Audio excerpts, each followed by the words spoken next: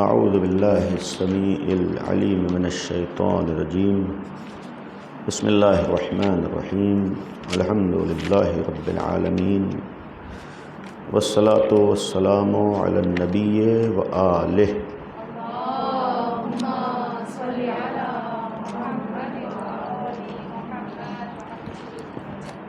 قال اللہ سبحانہ تبارک و تعالی اعوذ باللہ من الشیطان الرجیم یا ایہا الناس انا خلقناکم من ذکر و انثی وجعلناکم شعوبا وقبائل لتعارفوا ان اکرمکم عند اللہ اتقاکم ان اللہ علیم خبیر۔ صدق اللہ العلی العظیم۔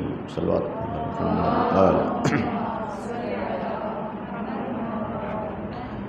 میرا اللہ کا شکر ہے کہ اس نے یہ ایک توفیق عنایت کی، کچھ دیر ہم لوگ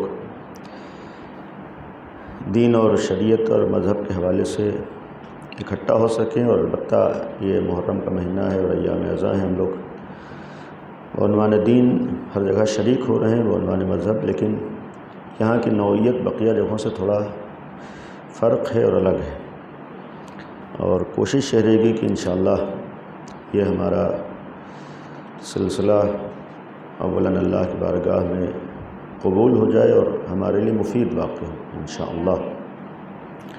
سورہ حجرات کی 13ویں آیت ابھی آپ کے سامنے میں نے پڑھی ہے، اس سے پہلے یہ بھی ہمارے ہاں ایک قابل قدر چیز ہے اور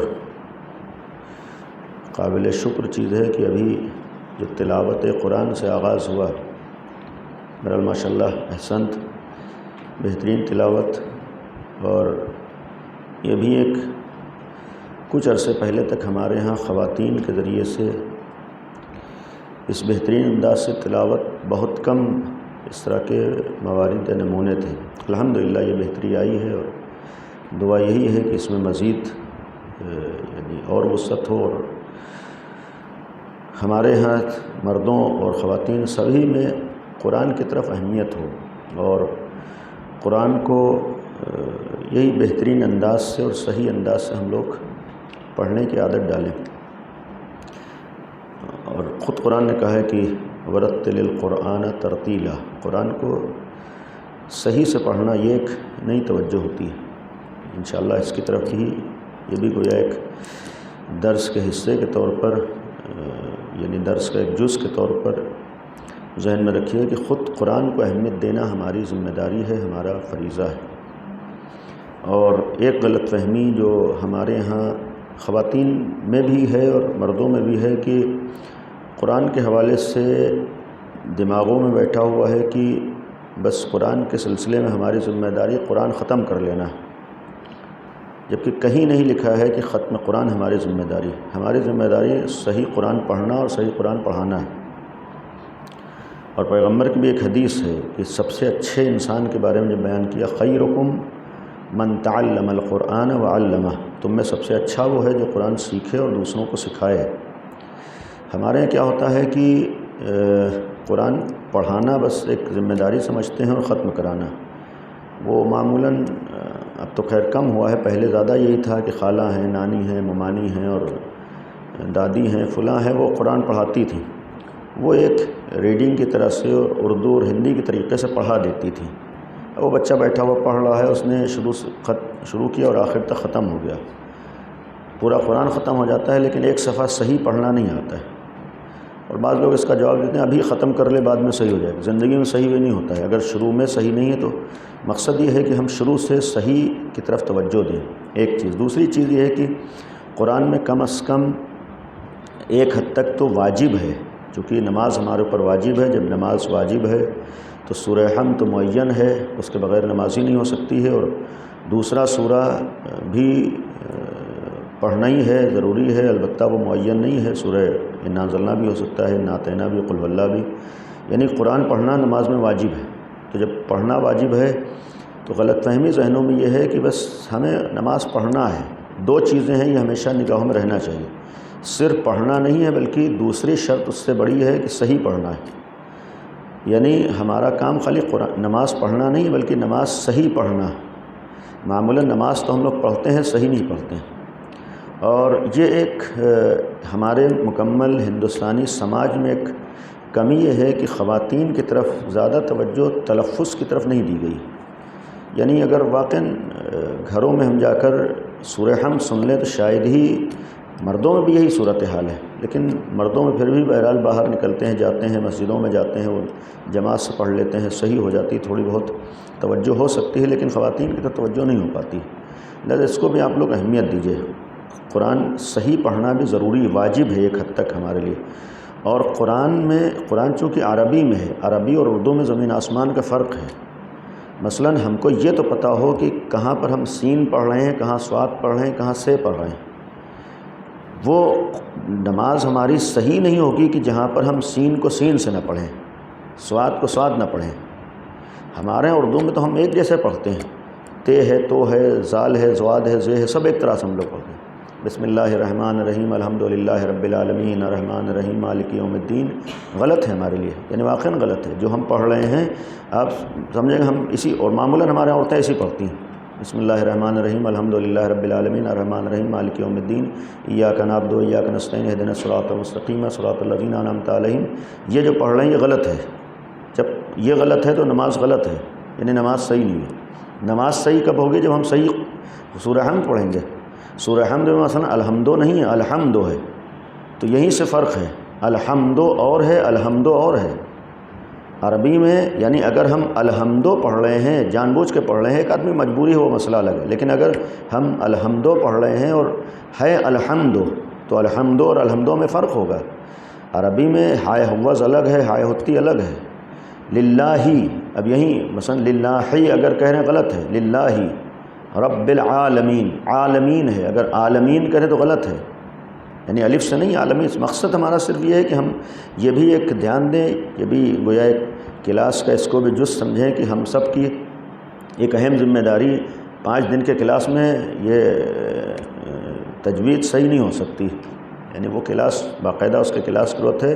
آپ لوگ خود سے اس کی طرف توجہ دیے اور انشاءاللہ یہاں جتنے بھی شریک ہو رہے ہیں ان کا تلفظ صحیح ہوگا، ان کا قرآن صحیح ہوگا.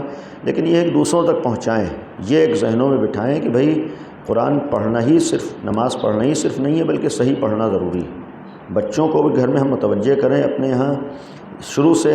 اور یہی ایک آج ہمارے مزاج ہونا چاہیے کہ ہم جب یعنی جس کو بغدادی قاعدے سے شروع، وہیں سے صحیح ہونا چاہیے. غلط فہمی ہمارے ہیں، جب بنیاد ہی غلط رکھی جائے گی تو جو ایک فارسی کا شعر ہے کہ اگر معمار مزدور شروع میں دیوار ترچھی بنا دے تو جتنا اوپر جائے گی وہ ترچھی رہے گی. یعنی شروع میں اگر اینٹا ترچھا رکھ دے تو اس کے اوپر جتنے اینٹیں رکھے گا وہ ترچھے ہی ہوں گے. تو اس کا مطلب جب تک شروع میں صحیح نہیں ہوتا آخر میں صحیح نہیں ہو پاتا ہے. ہم یہ بھی ایک دھیان دیں کہ شروع سے جب حروف تہجی یعنی بغدادی قاعدہ الف ب ت سے جب پڑھ رہے ہیں وہیں سے ہم صحیح پڑھیں. یعنی یہیں سے ہم لوگوں کے ہاں دھیان ہونا چاہیے کہ کیا الف ہے اور کیا عین ہے، کیا سین ہے، کیا صاد ہے، کیا سے ہے. یہ ایک پہلی چیز. خیر یہ تو الگ سے تھی. قرآن کی جو آیت میں نے تلاوت کی ہے سورہ حجرات کی 13ویں آیت، 13 نمبر. یا ایھا الناس، اے لوگو، یعنی لوگوں کو خطاب ہے. انا خلقناکم من ذکر و انثی، ہم نے تم کو مرد اور عورت سے پیدا کیا ہے. وجعلناکم شعوبا و قبائل، اور ہم نے شعبے اور قبیلے قرار دیے ہیں. خاندان ہے اور گھرانہ ہے اور فلاں قبیلہ ہے، فلاں شعبہ ہے، یہ ساری چیزیں ہم نے قرار دیں. لیکن وجہ کیا ہے اس کو قرآن کہہ رہا ہے؟ یعنی یہ خاندان اور شعبہ اور قبیلہ یہ صرف اس کے لیے لتعارفوا، تم پہچانے جاؤ. یعنی یہ جتنی چیزیں ہیں یہ ہماری پہچان کے لیے ہیں کہ ہم کہاں سے ہیں، کس جگہ کے ہیں. لیکن یہ ہماری ویلو اور اہمیت کا سبب نہیں ہے. حتیٰ اس آیت کا ایک مفہوم یہ ہے کہ خالی ہم اہل بیت کے در سے وابستہ ہیں، یہ ہمارے لیے فضیلت کا سبب خالی اتنا نہیں ہے، بلکہ اس کے بعد کا ایک قرآن نے جملہ کہا ہے، یہ ایک معیار بتایا ہے ہر انسان کے لیے. اور اسی لیے شروع کا لفظ ہے کہ ہم نے مرد اور عورت سے. اس کا مطلب خود مرد اور عورت ہونا بھی نہ تو فضیلت کی دلیل ہے نہ کمتری کی دلیل ہے. یہ قرآن کا صاف صاف اعلان ہے. لڑکا ہونا، لڑکی ہونا، مرد ہونا، عورت ہونا ہرگز اللہ کی نگاہ میں اہمیت اور ویلو کے لیے کوئی بھی معیار نہیں. معیار کیا ہے اس کو قرآن نے کہا انا اکرمکم عند اللہ اتقاکم، تمہارے نزدیک ویلو اور اہمیت اسی کی ہے جس کے پاس جتنا تقویٰ ہے، یعنی خود انسان کا ایمان، خود انسان کا تقویٰ، خود انسان کا خیال، کون کتنا اللہ کا خیال کرتا ہے، یہ انسان کی اہمیت کو بڑھاتا ہے۔ ہو سکتا ہے لاکھوں مرد میں ایک عورت بہت آگے چلی جائے، یعنی یہ ایک بعض ہمارے ہندوستانی سماج میں غلط فہمی ذہنوں میں یہ بٹھائی گئی کہ مثلا شروع سے ایک الحمدللہ فرق آیا ہے، لیکن عورتیں بہت آگے نہیں جا سکیں، جبکہ ہرگز نہ تو دنیاوی کوئی قانون ایسا ہے نہ اسلامی کوئی قانون ایسا ہے، بلکہ عورت بھی بہت آگے جا سکتی ہے۔ ایسا نہیں ہے کہ کوئی راستہ خالی مرد کے لیے، ہر راستہ ترقی کا اور کامیابی کا جو واقعاً کامیابی ہے وہ کامیابی کے دنیاوی کامیابی معیار نہیں۔ اولاً یہ غلط فہمی ہے، اگر انشاءاللہ وقت رہا تو یہ جو دنیاوی کامیابی ہے یہ غلط فہمیاں ہمارے ذہنوں میں بٹھائی گئی بہت سی، یعنی ہم کو ایک گویا دنیا نے بیوقوف بنانے کے لیے آج بہت سے ایسے ترقیاں دکھائیں جو ترقی نہیں ہوتی ہیں، یعنی اسے ترقی نہیں کہتے ہیں۔ حقیقی ترقی کیا ہے، حقیقی کامیابی کیا ہے، حقیقی معیار کیا ہے، ہماری ویلو کیسے ہوگی۔ آج دنیا والے ایک ویلو کا راستہ بتاتے ہیں کہ یہ کام کرو تمہاری ویلو بڑھ جائے گی، تو سب سے پہلے طے ہوتا ہے کہ جس چیز کو دنیا ویلو بتا رہی ہے وہ ویلو ہے یا نہیں ہے، یا واقعاً ویلو کوئی اور چیز ہے، اور پھر دنیا جس چیز کو ویلو بتاتی ہے اس میں روز فرق آتا ہے۔ آج ایک چیز کو وہ یعنی ویلو کے لیے مثال کے طور پر ایک فیشن ہے، بالفرض ہر زمانے میں فیشن بدلتا رہتا ہے، ایک چیز ایک زمانے میں فیشن بن جاتی ہے، وہی چیز دوسرے زمانے میں بے عزتی بن جاتی ہے، تو اس کا مطلب ہے کہ دنیا میں کوئی معیار نہیں ہے، وہ تو زبردستی ایک بیوقوف بنایا جاتا ہے۔ یہ بھی ایک ہم لوگوں کو اپنے دین سے درس لینا ہے کہ ہم دوسروں کے کتنے غلام ہیں، اور آج جتنے بھی فیشن کے نام پہ کام ہوتے ہیں سب انسان غلامی کرتا ہے، یعنی آج دنیا میں اکثریت غلام ہے۔ ہم لاکھ کہیں کہ ہم جو ہے اہل بیت کے چاہنے والے ہیں، لیکن ایک بہت بڑی تعداد دنیا کے غلام ہیں۔ جو کلچر ہم لوگ دیکھتے ہیں کلچر بھی غلامی ہوتا ہے، یعنی جو آج کون سا فیشن ہے یہ غلامی ہے، ہم اس کے پابند ہو جائیں یہی تو غلامی ہے۔ ہم سوچیں اگر یہ نہیں کریں گے تو پھر اس سماج میں رہنا ہے کیسے رہیں گے، یہ ہوتا ہے۔ نہیں، ہمارے لیے جو کامیابی کا راستہ ہے وہ صرف اللہ تک پہنچنے والا راستہ، اور اللہ تک پہنچنے کا راستہ کس نے بتایا؟ اہل بیت نے بتایا ہے۔ جب اہل بیت نے بتایا ہے تو جو اہل بیت نے کیا ہے وہی کامیابی ہے، ان سے ہٹ کے کوئی کام کامیابی نہیں ہو سکتا ہے۔ انہی کا راستہ عزت کا راستہ ہے، اہل بیت نے جو کیا ہے۔ آج ہم لوگ سوچتے ہیں یہ نہیں کریں گے تو ہماری عزت نہیں ہوگی۔ عزت کس راستے پر چل گئی، عزت کس کام میں ہے، عزت کس چیز میں ہے؟ عزت جس راستے میں ہے، جس کام میں ہے، جس عمل میں ہے، وہ صرف وہی کام و عمل ہے جو اہل بیت نے بتایا ہے۔ تو عزت صرف وہیں پر ہے، ورنہ ہم دنیاوی جگہوں پر جا کے عزت ڈھونڈ رہے ہیں۔ آج یہ غلط فہمی ہم لوگوں کے ذہنوں میں، چاہے مرد ہوں عورت ہوں، ایک عزت ڈھونڈتے ہیں دنیاوی راستے پر، دنیاوی لوگوں کے گھروں پر، دنیاوی کلچر میں۔ آج یہی تو ہے کہ یہ آدمی، آج کتنے لڑکے پھٹی ہوئی پینٹیں پہن کے گھومتے ہیں، تو سمجھتے ہیں کہ ہماری ویلو بڑھ جاتی ہے۔ ویلو نہیں بڑھتی، انسان کے فکری غلامی کا ایک نمونہ ہے، یہ انسان کے سامنے ہے۔ آج اسی طریقے سے لڑکیاں ایک عجیب و غریب فیشن کر کے نکلتی ہیں، یہ ایک غلامی ہے، یہ ایک ہمارے لیے فیشن نہیں ہے، یہ ہمارے لیے عزت نہیں۔ تو ہمیں عزت کا راستہ قرآن کہہ رہا ان اکرمکم عند اللہ اتقاکم، تمہارے نزدیک کون اللہ کا کتنا خیال کرتا ہے، یعنی دین کتنا ہے، مذہب کتنا ہے، تمہارے اندر معرفت خدا کتنی ہے، تمہارے اندر اللہ کا پاس و لحاظ، اللہ کا خیال کتنا ہے۔ جتنا تم خیال کرو اتنی تمہاری ویلو۔ اتقاکم کا مطلب یہ، یعنی جو تم میں جتنا زیادہ متقی ہو اس کی اتنی زیادہ ویلو ہوتی۔ اور متقی کے سلسلے میں بھی یہ غلط فہمی نہ ہو کہ متقی کا مطلب خالی جو دن میں بیٹھ کے نماز پڑھتا ہو، متقی کا مطلب خالی جو پورے سال روزہ رکھ لیتا ہو، متقی کا مطلب یہ ہے کہ خالی مثلا مکمل طور پر ایک حجاب پہن لیتا ہو، نہیں، خالی متقی اس کو نہیں کہتے ہیں۔ متقی میں ایک چیز ہے، یہ ایک اس کا ایک شعبہ ہے۔ متقی کا ایک جو دائرہ ہے وہ دائرہ یہ ہے کہ ہر وقت ہمیں اللہ کا خیال ہو، ہم ہر وقت اللہ کے لیے کوئی کام کریں۔ جیسے کہتے نہیں آپ لوگ بچوں سے کہ بچے ماں سے ڈرو، ماں سے ڈرو کا مطلب ماں کا خیال کرو۔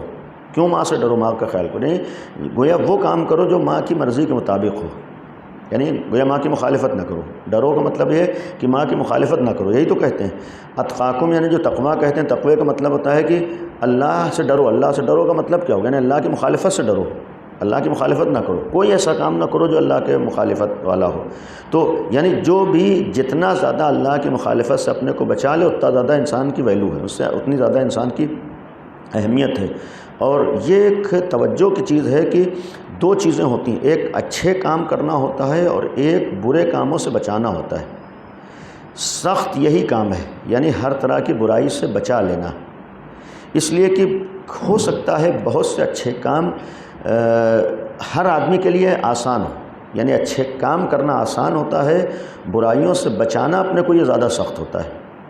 حالانکہ ہم لوگ اس پہلو کے اوپر توجہ کم دیتے ہیں، ہم لوگ بہت سے اچھے کام ڈھونڈا کرتے ہیں، اچھے کام کیا ہے وہ کر لیں، تو اچھے کام کر لینا یہ کمال نہیں ہے، یہ بھی ایک چیز ہے، لیکن اس سے بڑھ کر جو انسان کے لیے کمال ہے برائیوں سے بچا لے جائے، یعنی جو ہمارے گناہ ہیں، ہر عیب ہے، اس سے بچا لینا۔ اہل بیت کی ایک فضیلت، یعنی ان کے یہاں کوئی عیب نہیں تھا، ورنہ یہ ہے کہ بہت سے جو فضائل ہم لوگ فلاں خوبی ہے تو فلاں خوبی کسی انسان میں آ سکتی ہے بالفرض، کوئی اچھا کام ہر آدمی کر سکتا ہے۔ جیسے ہمارے ہاں مثال کے طور پر ہم لوگ اچھے کاموں میں محرم میں سمجھتے ہیں مجلس کر لینا بالفرض، تو اگر مثلاً مجلس کر لینا اچھے کام ہے تو آج ہندو بھی مجلس کرتا ہے، ایک سنی بھی مجلس کر لیتا ہے۔ مثلاً ماتم کر لینا اچھا کام ہے، مثلاً اگر ماتم کر لینا اچھا کام ہے تو ہر ایک کر لیتا ہے۔ نماز پڑھ لینا اچھا کام ہے تو نماز پڑھ لینا، تو یزید کو بھی کہتا ہے، یزید بھی نماز پڑھ لے گا۔ تو اس کا مطلب ہے کہ خالی اچھے کام کر لینا ہی کمال نہیں ہوتا ہے، اس سے انسان کی اچھائی نہیں ہوتی۔ اچھائی کیا ہے کہ پھر کوئی غلط کام نہ کرے، کوئی برا کام نہ کرے۔ تو اسی لیے قرآن نے کہا کہ جتنا تم اپنے کو برائیوں سے بچا لے جاؤ اتنا تمہاری ویلو ہے۔ تو یہ اس لیے آیت ہم نے پڑھی کہ اولاً ہمارے ذہنوں میں رہے کہ ہم بہت آگے جا سکتے ہیں، اور اس کے لیے ہمارے ہاں خود نمونے موجود ہیں۔ مثلاً کربلا میں بہت سے مرد تھے، لیکن امام حسین کے بعد آج سب سے پہلا جو نام لیا جاتا ہے جناب زینب کا ہے۔ کربلا میں قربانیاں بہت سے، حتیٰ امام حسین کے بعد بھی قربانیاں دی، بہت سے لوگوں نے دی ہیں، لیکن آج جب بھی ایک نام آتا ہے جناب زینب کا پہلا نام کیا ہے، یعنی ایک عورت ہے۔ ہم جناب سیدہ کے اس لیے نام نے جناب سیدہ کے معاملے میں کہتے ہیں کہ وہ تو چاردہ معصومین میں تھی، اگر چاردہ معصومین تھے تو جناب زینب چاردہ معصومین میں نہیں ہیں، لیکن ایک ہمارے سامنے پیغام دیا ہے کہ لاکھوں اربوں لوگ الگ ہیں، جناب زینب الگ ہیں، یعنی ایک عورت بہت آگے جا سکتی ہے، عورت بہت ترقی کر سکتی ہے، عورت بہت کامیاب ہو سکتی ہے۔ اور پھر جہاں تک عورتوں کے سلسلے میں بات ہو، یہ بھی ایک حقیقت ہے کہ سماج میں مرد سے زیادہ جو رول ادا کرتی ہیں وہ خواتین رول ادا کرتی ہیں، جو کردار ادا کرتی ہیں عورتوں کا کردار مردوں سے زیادہ ہوتا ہے۔ مثلا عورتوں کی مجلسیں ہوتی ہیں، مردوں کی مجلسیں ہوتی ہیں، لیکن شرکت کے حساب سے دیکھیں مردانی مجلسوں میں، یعنی یہ سمجھیں کہ تقریباً 50% مردانی مجلسوں میں عورتیں بھی شریک ہوتی ہیں، لیکن زنانی مجلسوں میں مرد شریک نہیں ہوتے ہیں۔ اس کا مطلب ہے کیا ہے، یعنی زیادہ حصہ عورتوں کا ہے، شرکت زیادہ عورتوں کی ہے، وہ مردوں کے یہاں بھی شریک ہیں، اپنے یہاں بھی شریک ہیں۔ تو اس کا مطلب زیادہ کردار کون ادا کر رہا ہے، زیادہ رول کون ادا کر رہا ہے، زیادہ شریک کون ہو رہا ہے؟ تو جو زیادہ شریک ہو رہا ہے اس کا اثر زیادہ ہو رہا ہے، اس کا اثر زیادہ، جب اس کا اثر زیادہ ہو رہا ہے تو پھر جب اثرات کی بات ہو زیادہ توجہ کس کو دینا ہوگی، زیادہ خیال کس کو کرنا ہوگا؟ تو پہلی چیز یہ۔ اب دوسری چیز، بہرحال بات طولانی نہ ہو، 8ویں امام کی ایک روایت ہے کہ اب ہم لوگوں کی جو ذمہ داری کی بات آئے، چونکہ اثرات مرد کے بھی ہیں عورت کے بھی، دونوں کی ذمہ داریاں ہیں، اور یہ قرآن نے کہہ دیا کہ ویلو دونوں کی برابر ہے، یعنی مرد و عورت اللہ کی نظر میں دونوں برابر ہیں۔ اچھے کام کر کے مرد بھی بہت آگے جا سکتا ہے، اچھے کام کر کے عورت بھی بہت آگے جا سکتی ہے۔ لہذا امام کی ایک روایت ہے، مشہور روایت ہے، رحم اللہ عبدا احیا امرنا، یعنی 8ویں امام کی روایت ہے، مشہور روایت ہے، عیون اخبار رضا میں ہے، جلد 1 صفحہ 307 میں، کہ اللہ، چاہے اردو میں ترجمہ لکھ لیں، اللہ رحمت نازل کرے اس بندے کے اوپر جو ہمارے امر کو زندہ کرے، احیا امرنا، ہمارے مشن کو، ہم امر سے مراد لکھنے مشن کو ہمارے زندہ کرے، ہمارے امر کو احیا کرے، زندہ کرے۔ فقلت لہو، راوی نے پوچھا، ایک شخص نے سوال کیا مولا سے، وکیفا یحیی امرکم، یہ آپ کے مشن کو زندہ کرنا کیسے ہے، آپ کے امر کو کیسے زندہ کیا جائے؟ سوال کرنے والے نے سوال کیا کہ آپ کے امر کو کیسے زندہ کیا جائے، آپ کے مشن کو ہم کیسے زندہ رکھیں؟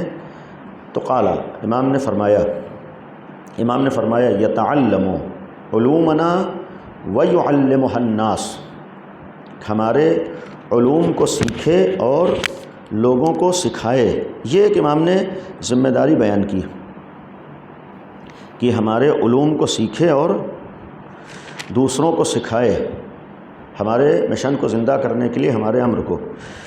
اور اس کے بعد ایک قانون، ایک گویا کلیہ بیان کیا، ایک معیار بیان کیا. فَإِنَّ النَّاسَ لَوْ عَلِمُوا مَحَاسِنَ كَلَامِنَا لَاتَّبَعُونَا، کہ اگر لوگوں کو ہمارے کلام کی خوبی معلوم ہو جائے تو لوگ ہماری پیروی کرنے لگیں.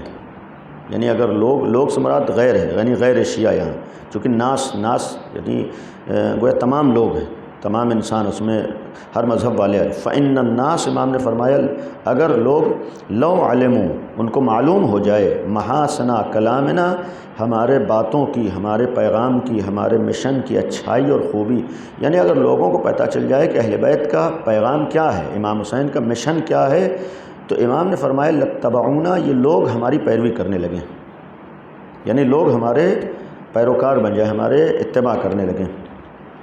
اگر امام نے فرمایا اس کا مطلب اتنا تو کنفرم ہے کہ امام کے باتوں میں اور امام کے مشن میں، امام کے پیغام میں اتنا اثر پایا جاتا ہے. تو سوال یہ ہے کہ سب سے پہلی چیز یہ بھی توجہ کرنے کی ہے کہ اگر معلوم ہو جائے تو لوگ پیروی کریں گے. آج مصیبت ہے کہ ہم شیعہ پیروی نہیں کر پا رہے ہیں. امام کہہ رہے ہیں کہ غیر ہماری پیروی کر رہے ہیں. ہم لوگ کتنے % پیروی کرتے ہیں؟ صبح سے شام تک ایک دن ہم اپنا ٹائم ٹیبل لکھیں کہ کتنے کام ہم نے امام کی مرضی کے کیے ہیں، کتنے % ہم نے پیروی کی. یعنی خود آج ہمارے یہاں پیروی نہیں. اس کا مطلب ہم خود نہیں سمجھ پائیں. اور امام کہہ رہے ہیں ہمارے کلام میں اتنا اثر ہے کہ لوگ ہماری پیروی کریں گے، جو ہم چاہ رہے ہیں، جو ہم راستہ چلیں اس کے اوپر. لیکن اس میں ایک شرط ہے، بقیہ چیزیں بہرحال بات زیادہ ہو جائے گی. یتعلم علومنا ویعلمها الناس، امام نے فرمایا ذمہ داری گویا ہر شیعہ کی یہ ہے کہ ہمارے پیغام کو سیکھے اور لوگوں کو سکھائے. یعنی ہمارے مشن کو معلوم کرے، سیکھے اور دوسروں کو سکھائے. اس کا ایک مطلب ہے کہ گویا ہر شیعہ کی ذمہ داری ہے اہل بیت کے پیغام کو معلوم کرنے کی، سیکھنے کی. یتعلم علومنا، سیکھے. اور پھر دوسری ذمہ داری ہے سکھانا، یعنی دوسری ذمہ داری ہے بتانا، پہنچانا. یہ ہم سب کا فریضہ ہے. یعنی اہل بیت کا دین کیا ہے، اہل بیت کا مشن کیا ہے، یہ ہم سب کی ذمہ داری. لیکن دو چیزیں امام نے فرمایا، بتانا ذمہ داری، لیکن اس سے پہلے خود جاننا چاہیے. اس سے ایک چیز اور معلوم ہوتی ہے کہ اگر ہم خود نہ سیکھیں تو ہماری ذمہ داری پھر نہیں ہے سکھانے کی. یعنی جب تک ہم سیکھ نہ لیں ہمیں حق نہیں ہے دوسروں تک ہر بات پہنچانے کا. اس لیے کہ اگر بغیر سیکھے ہوئے ہم بتائیں گے تو نقصان پہنچا سکتے ہیں. کبھی کبھی جب آدمی ایک ڈاکٹر علاج کرنے کے لیے آئے اور خود اسے معلوم نہ ہو تو بجائے اس کے کہ فائدہ پہنچائے نقصان زیادہ پہنچائے گا. امام کے پیغام پہنچانے کے لیے جب تک خود نہیں سیکھے گا دوسروں کیا سکھائے گا؟ پہلے خود سیکھے، سیکھنا ضروری ہے، پہلے معلوم ہونا ضروری ہے. لہٰذا ہمارا ایک یہاں عمومی مشن، ہمیں اہل بیت کا مشن معلوم ہو، اہل بیت کا پیغام معلوم ہو اور اہل بیت کے دین کا ہمیں علم ہونا چاہیے. یعنی سیکھنا یہ سب سے پہلی ذمہ داری، سکھانا دوسری ذمہ داری. اب ایک بات ہم نے بعض جگہوں پر کہی ہے، آپ لوگوں کے درمیان محرم کا مہینہ ہے اس لیے یہ امام کی روایت ہے، یعنی سیکھے اور سکھائے. اس کا مطلب بغیر سیکھے ہوئے سکھانے کی ذمہ داری نہیں. اور ہمارے ہاں مجلسوں کا مطلب ہوتا ہے پیغام اہل بیت پہنچانا، یعنی مجلسوں کا مطلب ہے پیغام اہل بیت ہم ہرگز بہرحال بینی و بین اللہ کسی کو ٹارگٹ نہیں کر رہے ہیں. ایک عام بات ہے کہ گویا جب مجلس پیغام اہل بیت پہنچانے کا ذریعہ ہے تو ہر ایک کو مجلس پڑھنے کا حق نہیں ہے. جب ہر ایک کو مجلس پڑھنے کا حق نہیں ہے تو ہم سب کو ہر ایک سے مجلس پڑھوانا بھی نہیں چاہیے. جب مجلس امام حسین کے پیغام پہنچانے کا ذریعہ تو ہمیں کم از کم یہ دیکھنا ہے کہ سامنے والا کتنا جانتا ہے. ہمارے جیسے بھی اس میں قرآن پڑھنے میں، نماز پڑھنے بتایا، ہمارے ایک چیز نگاہوں میں ہوتی ہے کہ ہمیں نماز پڑھنا ہے، یہ نہیں دیکھتے ہیں کہ صحیح پڑھنا ہے. ہمیں قرآن پڑھنا ہے، یہ نہیں دیکھتے ہیں صحیح پڑھنا ہے. یہی حال ہم لوگوں کے مجلس ہے. ہمارے مجلس ہونا ہے، یعنی یہ چیز ہوتی. دوسری چیز نہیں دیکھتے کیسی مجلس ہونا ہے، اس مجلس میں کیا ہونا ہے. اگر ہم لوگ اس کے اوپر دھیان دیں کہ ہم مجلس کا مطلب کیا ہے، مجلس کا مطلب امام حسین کا پیغام پہنچے، تب ہم دیکھیں گے جس کو ہم لے کر آ رہے ہیں وہ خود پیغام امام حسین جانتا ہے نہیں جانتا ہے. یعنی خود وہ امام حسین کے مشن کو جانتا ہے نہیں جانتا ہے. اب ظاہر سی بات ہے کہ اگر وہ صحیح پیغام نہ مجلسیں یاد کر کے پڑھ دینا یہ کمال نہیں ہے. مجلسیں خالی یاد کر کے تو ایسے تو آپ بہرحال ٹیپ ریکارڈ لو، کوئی بھی یاد کر کے نہیں پڑھتا. آدمی کہیں نہ کہیں اپنی بات کہتا ہے. جب اپنی بات کہتا ہے ہو سکتا ہے، یہ بھی ممکن ہے کہ ایک آدمی محنت کر رہا ہو، 90% وہ صحیح بات پہنچا رہا ہو، لیکن 10% وہ اس سے غلطیاں ہوں گی. اور کبھی کبھی ایسی غلطیاں ہوتی ہیں کہ جو پورے انسان کے ذہن کو تبدیل کر دیتی ہیں.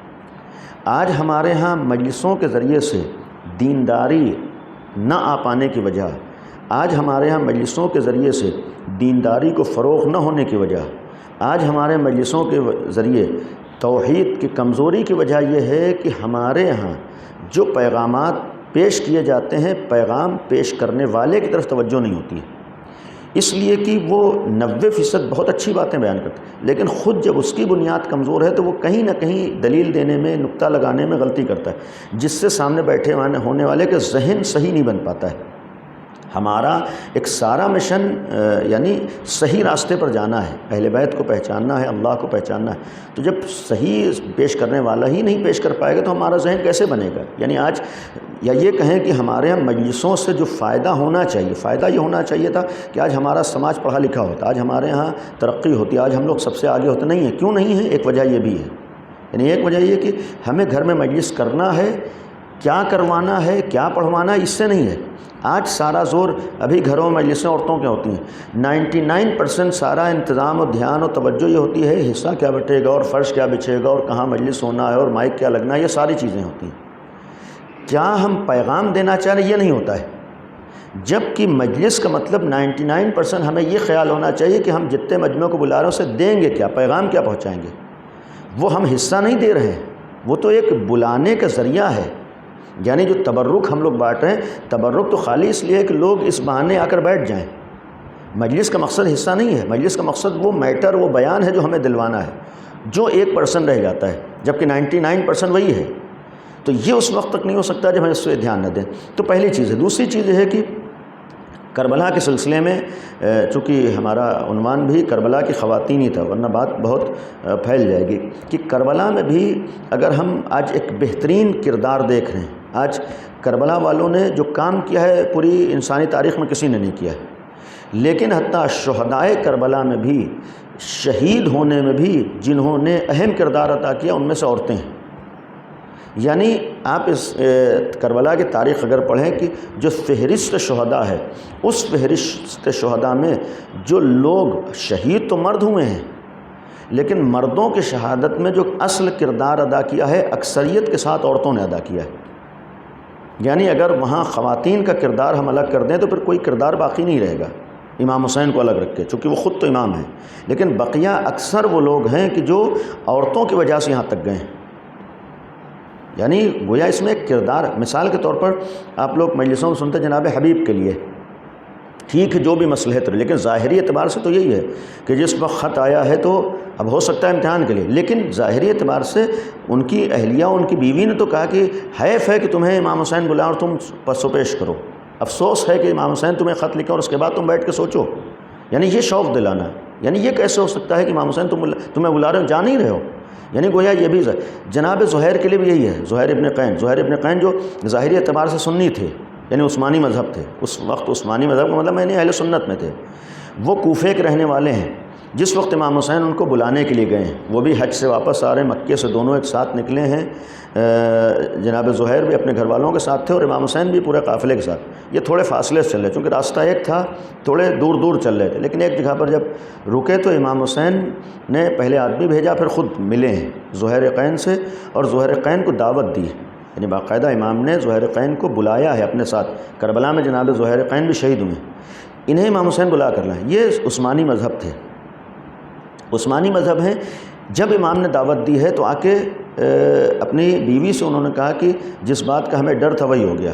ڈر کیا تھا؟ یعنی اب تک امام سے دور دور تھے، یعنی قریب نہیں رکتے تھے، جب امام کا مثلا قافلہ وہاں رکا تھوڑے دور رکتے تھے کہ امام کا سامنا نہ ہو۔ امام سوال کیا کیوں پریشان ہو؟ کہا کہ امام نے اپنے ساتھ ہمیں بلایا ہے۔ تو وہاں ان کی بیوی نے کہا کہ حیف ہے کہ نبی کا نواسہ تمہیں بلا رہا ہے اور تم سوچ رہے ہو۔ یعنی وہ بھی اپنی بیوی کے تشویق اور شوق دلانے کے اوپر کربلا کے شہداء میں شریک ہوئے ہیں۔ اسی طریقے کے اور شب عاشور کے جو واقعات ہم لوگ سنتے ہیں وہ کردار ہے۔ اب ایک بیچ میں رک کر ایک بات، کربلا میں امام حسین نے زہیر قین کو بھی شریک کیا ہے اور حتیٰ دوسرے عیسائی مذہب سے بھی ایک شہید کربلا ہے۔ اس میں شاید ایک میسج ہمارے لیے بھی ہے کہ گویا یہ عزاداری، یہ کربلا صرف شیعوں سے مخصوص نہیں ہونا چاہیے۔ امام حسین ایک غیر کو بلا کر لا کر اپنے ساتھ شریک کر رہے ہیں، اس کا مطلب یہ گویا جگہ دوسروں کو بلا کر حسینی بنانے کی جگہ ہوتی، اس میں کوئی تفریق نہیں ہونا چاہیے، یہ ذہنوں میں نہیں ہونا چاہیے مجلسیں شیعوں کے لیے ہوتی ہیں، یہ بھی ایک توجہ رکھیے، مجلسیں خالی شیعوں کے لیے نہیں ہوتی۔ یہ جو ہمارے ہاں آج سارا زور حصے کے اوپر ہو گیا، حصہ رکھا ہی اس لیے گیا تھا تاکہ غیر جنہیں مجلس کی اہمیت اور ثواب کا علم نہیں ہے وہ لوگ حصہ دیکھ کر مجلس میں آ جائیں، تاکہ ہم لوگ انہیں مجلس کا پیغام دے سکیں۔ یعنی حصہ خالی لوگ غیروں کو بلانے کے لیے تھا، جو آج ہمارے سب کچھ بن گیا ہے۔ یعنی حصہ اس لیے تھا تاکہ لوگ مجلس کی لالچ میں آئیں، یعنی مجلس کی تبرک کی لالچ میں لوگ آئیں، جب آئیں گے بیٹھیں گے تو کچھ نہ کچھ تو سنیں گے، یہ تھا۔ تو اس کا مطلب دوسروں کو بلانا ہے۔ تو مجلسیں خالی اپنے لیے نہیں ہوتی ہیں، ہمیں لو علم الناس محاسنہ کلامنا پر عمل کرنے کا ایک موقع یہ مجلسیں ہوتی ہیں۔ ہم خود سیکھیں، دوسروں کو سکھائیں، دوسروں کو سکھانے کا بہترین موقع، تو یہ ایک ہے۔ تو اس میں گویا کردار بہترین کردار ہے اس حوالے سے، کربلا کے حوالے سے۔ اب اس کربلا میں بہت سی خواتین کے بہترین کردار ہیں جو آج ہمارے لیے عملاً ہیں۔ انشاءاللہ ہم جو آخری درس ہوگا اس میں بعض کرداروں کو پیش کریں، لیکن آج چونکہ وقت بہت زیادہ نہیں، کچھ باتیں الگ سے اشارتاً عرض کرنا ہے، چونکہ معاملہ ایام عزا ہیں اور اس سلسلے میں موقع ہے، لہذا عرض کر دیں، عمومی باتیں بعد میں بیان ہوں گی۔ اس عزاداری میں ہم لوگوں کی جو کلی طور پر بالخصوص عورتوں سے متعلق ذمہ داریاں ہیں، ان میں ایک تو اتنا تو آپ لوگ بہرحال جانتی ہیں کہ مرد کے مقابلے میں عورتیں اگر ایک تبدیلی لانا چاہیں تو ان کے اندر طاقت مردوں سے زیادہ ہوتی ہے، تبدیلی لانے میں، چینج کرنے میں، ماحول بنانے میں۔ آج کچھ بھی ہو، ایسا نہیں کہ آپ کے سامنے آج اگر مجلسوں کو اتنا فروغ ملا ہے تو آپ ہی لوگوں کی وجہ سے، یعنی مجلسوں کا جو آج ایک معیار ہے، اتنی زیادہ ترقی ہوئی، فروغ ملا ہے، یہ ایک عورتوں ہی کی وجہ سے۔ شروع سے اہمیت دیتی ہیں، جن گھروں میں عورتیں مجلسوں کو اہمیت نہیں دیتی وہاں مرد بھی اہمیت نہیں دیتے ہیں، یہ ہوتا ہے۔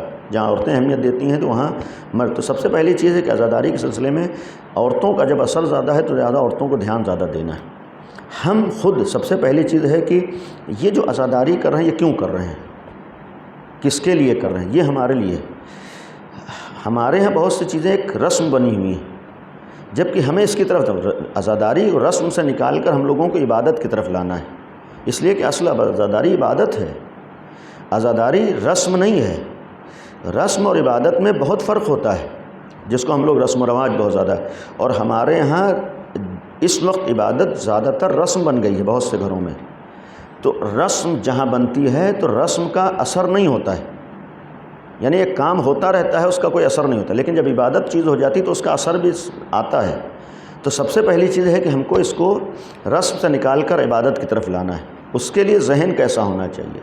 اور ایک فرق رسم اور عبادت میں معمولی سا فرق یہ ہے کہ رسم میں آدمی اپنے سماج، اپنے ماحول، اپنی سوسائٹی، اپنی خوشی، اپنی پسند کو دیکھتا ہے، وہ رسم و رواج ہوتی ہے۔ یعنی ہمارے یہاں کیسے ہوتا تھا، ہم لوگ کیسے کرتے چلے آ رہے ہیں، یا کیسا آج سماج چاہ رہا ہے، آج کیسے لوگ پسند کر رہے ہیں، یہ ہوتا ہے رسم و رواج۔ لیکن عبادت میں اگر یہی چیزیں ہوں تو عبادت نہیں ہو رہے گی۔ نماز بھی اگر پبلک کو، لوگوں کو، سماج کو اور ماحول کو اور سوسائٹی کو دیکھیں تو نماز ہم پڑھ تو لیں گے لیکن عبادت نہیں رہے گی۔ عبادت کب ہوتی ہے؟ عبادت اس وقت تک ہو ہی نہیں سکتی جب تک اس کا خیال نہ ہو، یعنی اللہ کی مرضی، اللہ کی خوشنودی۔ تو گویا اگر ہم عزاداری کو عبادت بنا رہے ہیں تو اس وقت تک عبادت نہیں ہوگی جب تک ہم لوگ اللہ کی خوشنودی و خوشی کا خیال۔ ہم کیوں کر رہے ہیں؟ اس لیے کہ اللہ کی خوشنودی اس میں ہے۔ کیوں کر رہے ہیں؟ تاکہ جناب زینب کی خوشنودی اس میں، ایک چیز ہے۔ دوسری چیز ہے کہ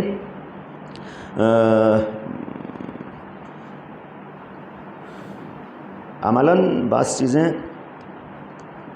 عزاداری میں آج حصہ بنا دی گئیں، کیا موسیقیوں چھوڑیں، لیکن ایک ہمیں بالخصوص خواتین کو یہ معلوم ہونا چاہیے کہ دین اور شریعت میں جو احکام ہیں ان کی 5 قسمیں ہیں: واجب، حرام، مستحب، مکروہ اور مباح۔ واجب اور مستحب یہ 2 عمل ہیں، اور حرام اور مکروہ یہ 2 عمل ہیں۔ یعنی ہمارے یہاں دین میں جو احکام بیان کیے گئے ہیں، پابندیاں ہیں، ذمہ داریاں ہیں، وہ 5 طرح کی۔ کچھ چیزیں واجب ہیں، کچھ چیزیں مستحب ہیں، کچھ چیزیں مکروہ ہیں، کچھ چیزیں مباح ہیں، اور کچھ چیزیں حرام ہیں، اور یہ ہمیں معلوم بھی ہونا چاہیے۔ کوئی شیعہ اس وقت تک گویا مکمل شیعہ نہیں ہو پائے گا جب تک اسے حرام و حلال کا علم نہ ہو، یعنی واجب و حرام اسے پتہ ہو کہ ہمارے اوپر کیا کیا واجب ہے کیا کیا حرام، کم از کم جو کلی اور بڑی بڑی چیزیں وہ پتہ ہونا چاہیے، اور جب پتہ ہونا چاہیے تو ہمیں فرق بھی معلوم ہونا چاہیے کیا مستحب ہے اور کیا واجب ہے، ایک چیز ہے۔ اور مستحب اور واجب کا مطلب ہوتا ہے کہ واجب چھوڑا نہیں جا سکتا ہے، واجب اگر چھوٹ جائے تو ہم گناہگار ہیں، کسی بھی حالت میں واجب کو نہیں چھوڑ سکتے۔ مستحب کا مطلب ہوتا ہے کہ چھوڑ دیں تو کوئی حرج نہیں ہے، یعنی مستحب چھوڑا جا سکتا ہے، مستحب کے چھوڑنے میں گناہ نہیں ہوتا ہے۔ یہی معاملہ حرام اور مکروہ میں بھی ہوتا ہے۔ حرام کا مطلب ہے کہ اسے کر ہی نہیں سکتے ہیں، مکروہ کا مطلب کر سکتے ہیں۔ مکروہ کا مطلب یہ ہوتا ہے کہ وہ کام ہم اگر کر لیں تو غلط نہیں ہے، نہ کریں تو اچھا ہے، یعنی مکروہ کا مطلب یہ ہوتا ہے کہ چھوڑ دینا اچھا ہے، نہ چھوڑیں یعنی اس کا ہم کر رہے ہیں تو کوئی حرج نہیں، لیکن حرام کا مطلب نہیں چھوٹ سکتا ہے۔ مستحب کا مطلب ہے چھوڑ جائے کوئی حرج نہیں، واجب کا مطلب چھوٹ نہیں سکتا ہے۔ تو ہمیں کم از کم اس بات کا بھی فرق معلوم ہونا چاہیے کیا کیا واجب ہے کیا کیا مستحب ہے۔ ہمارے ہاں کیا ہے آج یہ نہیں پتہ ہے بہت سے لوگوں، یا پتہ ہوگا اہمیت نہیں دیتے ہیں۔ ہمارے ہاں ایک طبقہ وہ ہے کہ جو اگر آپ نے مستحب چھوڑ دیا گویا سب سے بڑا گناہ کر دیا، واجب چھوٹ جائے اس کی فکر نہیں ہے، یعنی واجب چھوٹ جائے اس کا خیال نہیں ہے، مستحب نہ چھوٹنے پائے، حرام کے مرتکب ہو جائے، حرام کام ہو جائے اس کی طرف دھیان نہیں ہے، مکروہ کام نہ ہونا پائے، یہ ہوتا ہے۔ ایک مکروہ کام کرتے ہوئے دیکھ لیا مصیبت آ جاتی ہے۔ یہ ہمیں اس بات کا دین کے اگر راستے پر ہم کر رہے ہیں، مذہب کے ساتھ کر رہے ہیں تو ہمیں یہ فرق معلوم ہونا چاہیے۔ مکروہ جان بوجھ کے بھی کر سکتے ہیں، یعنی کوئی حرج نہیں ہے، ہرگز 1% گناہ نہیں ہوگا۔ مکروہ کام اگر ہم جان بوجھ کے بھی کر رہے ہیں تو کوئی حرج نہیں، مستحب کام ہم جان بوجھ کے چھوڑ رہے ہیں کوئی غلطی نہیں ہے۔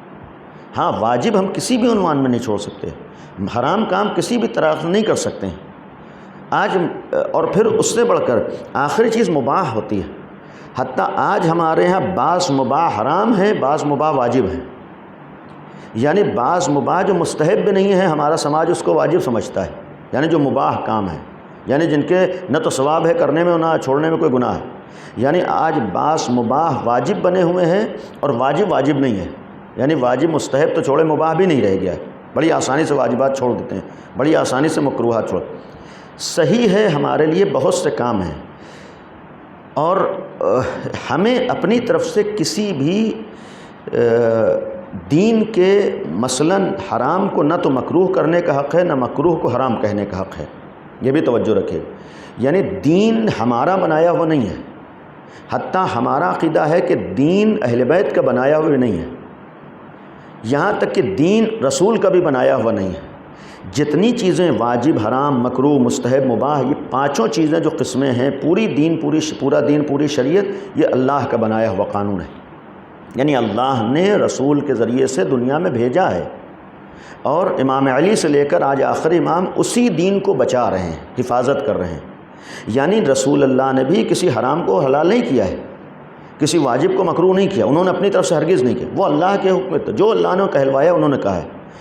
تو جب پیغمبر نے نہیں کیا تو امام علی نے بھی واجب و حرام کچھ نہیں کیا، انہوں نے خالی رسول کے لائے ہوئے دین کو دنیا میں پہنچایا ہے اور اسی کی حفاظت کر رہے ہیں۔ تو جو کام رسول اللہ نے نہیں کیا ہے، جو کام امام علی نے نہیں کیا ہے، جو کام جناب سیدان نے نہیں کیا ہے، جو کام امام حسین نے نہیں کیا ہے، وہ کام کسی بھی انسان کو کرنے کا حق نہیں ہے۔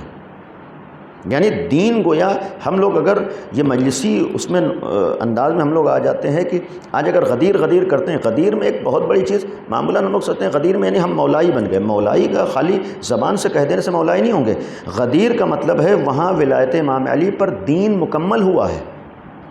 تو جب دین ولایت امام علی پر مکمل ہوا ہے تو اس وقت تک ولایت امام علی ہو ہی نہیں سکتی جب تک دین نہ ہو، یعنی گویا ولایت علی جہاں پر ہوگی وہاں مکمل دین ہوگا، یعنی گویا جس کے پاس ولایت امام علی نہیں اس کے پاس دین مکمل نہیں ہے۔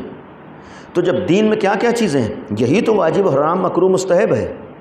ایک غلط فہمی بعض لوگوں کو ہوئی کہ ولایت الگ ہے یہ چیزیں الگ ہیں، جبکہ ولایت تو چیزیں الگ ہی نہیں ہیں، وہاں ولایت ہی نہیں ہے جہاں دین نہ ہو، اور جہاں دین ہو وہاں ولایت نہ ہو، یہ بھی نہیں، یعنی دونوں ایک دوسرے کے لازمہ ہیں۔ جب دونوں ایک دوسرے کا لازمہ ہے تو پھر ہمیں دین کے ساتھ ولایت کے ساتھ ایک دوسرے کا رابطہ کو خیال کرنا ہے، یعنی واجب۔ تو اگر غدیر میں آیت موجود ہے الیوم اکملت لکم، یعنی آج دین امام علی کی ولایت پر مکمل ہو گیا، اور یہی دین قیامت تک رہنا ہے۔ ہم آج اگر غدیری ہیں، اگر آج ہمارے پاس ولایت امام علی ہے تو ہمیں غدیر سے جا کر اس مکمل دین کو لینا ہے۔ جب مکمل دین کو لینا ہے تو غدیر سے لے کر قیامت تک اس دین میں 1% نہ تو ہم کمی کر سکتے ہیں، نہ تبدیلی کر سکتے ہیں، نہ کسی چیز کو چھوڑ سکتے ہیں، نہ گھٹا سکتے ہیں، نہ کچھ نہیں کر سکتے ہیں۔ یعنی اگر ہم غدیری ہیں تو ہمیں یہ دیکھنا ہے کہ وہاں کون سا دین مکمل ہوا ہے اور اسی کو ہمیں قیامت تک لے کے چلنا ہے۔ تو اب جب وہاں دین مکمل ہو گیا تو جو چیز حرام تھی وہاں حلال ہو گئی، حرام ہو گئی، جو قیامت تک حرام رہے گی۔ جو چیز وہاں واجب تھی قیامت تک وہی واجب رہے گی، جو چیز مکروہ تھی وہی مکروہ رہے گی۔ البتہ بہرحال بات طولانی ہو جائے گی، لیکن اشارہ صرف کہ حالات کے بدلنے سے کبھی کبھی حکم بدلتا ہے۔ اس سے یہ غلط فہمی نہ ہو کہ وہ جو حرام تھا وہ حلال ہو گیا۔ ہرگز حرام حلال نہیں ہوتا ہے، اس حکم کی جگہ پر دوسرا حکم آ جاتا ہے۔ مثال کے طور پر نماز ہر حالت میں واجب ہے، کسی کی جان جا رہی ہے تو اب ہمارے اوپر ایک طرف نماز کا حکم ہے، ایک طرف جان کا ہے۔ اس ٹائم یہ نماز والا حکم ہمارے اوپر نہیں ہے، یعنی ایسا نہیں ہے کہ نماز حرام ہو گئی ہے کہ ہمارے اوپر جان بچانا ہوا ہے۔ اس ٹائم ہماری ذمہ داری نماز پڑھنا نہیں ہے، اس ٹائم ہماری ذمہ داری اس کی جان بچانا ہے۔ جیسے کربلا میں امام حسین کے سامنے ایک طرف جان کا بچانا واجب ہے، ایک طرف دین کا بچانا واجب ہے۔ جب دو چیزیں سامنے ہیں، دین کا بچانا بھی ہے، جان کا بچانا بھی ہے، تو اب یہ والا حکم ختم ہو گیا کہ جان کا بچانا واجب ہے، اب دین کا بچانا واجب۔ جب دین کا بچانا واجب ہے تو وہاں پر اس دین کو بچانے کے اگر جان کو دینا پڑے تو جان دینا واجب ہو جائے گا۔ تو اب ہم یہ نہیں کہیں گے کہ وہ حکم بدل گیا کہ ہاں اب جان کا بچانا نہیں، بہرحال وہ حکم اپنی جگہ پر ہمیشہ رہے گا کہ جان کا بچانا واجب۔ جناب زینب نے جو سوال کیا تھا کہ ہم لوگ خیموں میں جل کے مر جائیں یا باہر نکلیں، وہاں دو چیزیں سامنے آ رہی تھیں، اب فرق ہو گیا ہے، امام حسین سے دین بچ گیا ہے۔ اب جناب زینب کے سامنے ایک طرف پردہ ہے، ایک طرف جان ہے۔ اب یہاں پر ان دونوں میں ویلو کس کی زیادہ ہے؟ امام حسین تک دین تھا پورا مکمل اور جان تھی، وہاں دین کی ویلو زیادہ تھی، لہٰذا جان دینا واجب تھا دین بچانے کے لیے۔ لیکن جناب زینب کے سامنے عصر عاشور میں دو راستے آ رہے ہیں، ایک طرف پردہ ہے، ایک طرف جان ہے۔ پردے کے مقابلے میں جان کی ویلو زیادہ ہے۔ یہاں نہیں، یہ نہیں کہہ سکتے ہیں کہ ہم پردے کا حکم ختم ہو گیا ہے، نہیں، پردہ واجب ہے، وہ واجب رہے گا ہمیشہ۔ وہاں چونکہ جان کے بچانے کی ویلو زیادہ ہے، لہذا اب جناب زینب کے اوپر واجب ہے کہ جان بچانے کے لیے آگے بڑھیں۔ تو اگر جان بچانے کے لیے پردے کو چھوڑنا پڑے تو پردے کو چھوڑیں گے۔ تو اب یہ نہیں ہوگا کہ ہم کہیں کہ وہاں پر پردے والا حکم اٹھا لیا گیا، نہیں، پردے کا حکم جو تھا وہ اپنی جگہ، اب یہاں پر وہ حکم ان کے اوپر نہیں ہے۔ تو اس کا مطلب ہے کبھی کبھی کنڈیشن بدلنے سے ہمارے اوپر ایک حکم کے بجائے دوسرا حکم آتا ہے، وہ حکم اپنی جگہ باقی رہتا ہے، وہ حکم نہیں تبدیل ہوتا ہے۔ کہنا یہ چاہ رہے ہیں کہ یعنی جو چیز حلال ہے وہ قیامت تک حلال رہے گی، جو چیز حرام ہے قیامت تک حرام رہے گی، ہاں کنڈیشنیں بدل سکتی۔ تو اب جب حرام و حلال ایک ہے تو پھر جو چیز مستحب ہے ہمیشہ مستحب رہے گی، جو چیز واجب ہے جو ہمیشہ واجب رہے گی۔ اب ایک بہت ہی بات مکمل ہو گئی کہ مثلا نماز واجب ہے بالفرض، پردہ واجب ہے، اس میں کوئی شک نہیں ہے۔ یہ چیزیں جب واجب ہیں تو کسی واجب کو چھوڑ کر اگر ہم مستحب کام انجام دیں تو شریعت کیا کہتی ہے؟ وہ واجب بہرحال واجب نہیں رہتا ہے، یعنی ہم مستحب کی وجہ سے واجب کو نہیں چھوڑ سکتے ہیں، مکروہ کی وجہ سے حرام کے مرتکب نہیں ہو سکتے، نہیں ہو سکتا ہے۔ ہمیں اس بات کا خیال ہونا چاہیے کہ جو ہم کر رہے ہیں کیا چیز اہل بیت نے، اللہ نے واجب کی ہے، کیا مستحب کی۔ بہرحال سخت بات ہے، لیکن عزاداری مثال کے طور پر ہمارا فریضہ ہے، لیکن اللہ نے نماز کو واجب کیا ہے، اس طریقے سے عزاداری ہمارے اوپر واجب نہیں ہے۔ صحیح ہے ایک حد تک ہمارا فریضہ ہے، ذمہ داری، وہ ساری چیزیں ہیں، لیکن بہرحال فرق ہے۔ یا اسی طریقے سے مثال کے طور پر پردہ واجب ہے، پردہ جب واجب ہے تو کیا ہم عزاداری جیسے ایک عمل کے لیے پردے کو چھوڑ سکتے ہیں؟ نہیں چھوڑ سکتے ہیں۔ مقصد صرف یہ ہے کہ ہمیں یہ پتہ ہونا چاہیے واجب کیا ہے اور حرام کیا ہے۔ ہم کسی مستحب کی وجہ سے واجب کو نہیں چھوڑ، ایک عام بات ہے، لیکن یہی ہے کہ ہمیں صحیح ہے بعض کاموں میں اللہ کی خوشنودی کا خیال کرنا ہے۔ اگر ہم لوگ ہر کام اللہ کی خوشنودی کے لیے کریں، یہ جو بسا اوقات ٹکراؤ ہو جاتا ہے، یہ ٹکراؤ بھی نہیں ہوگا۔ یہ جو بعض وقت گویا اس کی ویلو کم کر دی اور اس چیز کو گھٹا دیا، یہ ساری چیزیں غلط فہمیاں وہاں ہوتی ہیں جہاں ہم لوگ اللہ کا خیال نہیں کرتے، اپنی سوچ کو رکھتے ہیں۔ ہم دین کے پابند ہیں، لہذا یہ بھی خیال کرنا ضروری ہے کہ کیا چیز واجب ہے اور کیا چیز مستحب ہے۔